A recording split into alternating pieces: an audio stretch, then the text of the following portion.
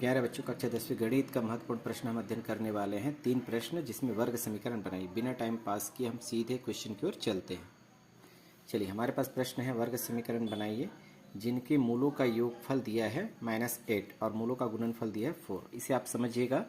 आप जब सॉल्यूशन करेंगे तो मूलों का योगफल किसको बोलते हैं? 2 मूल होते हैं, अल्फा और बीटा, यानी अल्फा प्लस बीटा का मान दिया है -8, मूलों का योगफल पढ़ते हैं इसको। मूलों का गुणनफल का मान दिया है 4। ये अब हमें वर्ग समीकरण बनाना बहुत सिंपल है। X square minus alpha plus beta, ये formula into x plus alpha into beta is equal to 0। आपको क्या करना है, यहाँ पे एक्स स्क्वायर यहाँ पर है, माइनस के अल्फा प्लस बीटा यानी मूलों का योगफल का मान दे दिया गया है -8। यहाँ पर हमने लिखे पुस्तक के अंदर लिखे -8 और एक्स का x plus alpha into beta का मान क्या है 4 इज इक्वल टू 0।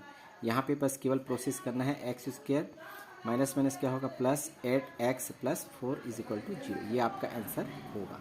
इसी प्रकार से हम दूसरा प्रश्न को देखते हैं। यहाँ पर हमारे पास क्या दिया, मूलों का योगफल। इसे हम क्या लिखेंगे, alpha plus beta is equal to 2√7 और मूलों का गुणनफल alpha into beta is equal to 8। ये भी आपके प्रश्नावली का प्रश्न है।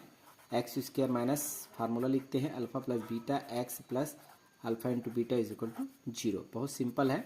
एक्स स्क्वायर का एक्स स्क्वायर माइनस का माइनस, अल्फा प्लस बीटा का मान क्या है 2√7, एक्स का x plus alpha into beta का मान है 8 इज इक्वल टू 0। और इसको और आगे हल करने की आवश्यकता नहीं, यही आपका आंसर होगा।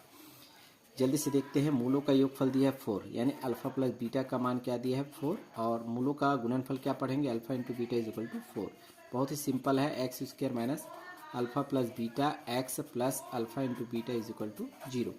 मान रखेंगे एक्स स्क्वायर का एक्स स्क्वायर माइनस का माइनस, अल्फा प्लस बीटा का मान क्या है 4, एक्स का एक्स प्लस का प्लस अल्फा इंटू बीटा का मान 4 इज इक्वल टू 0।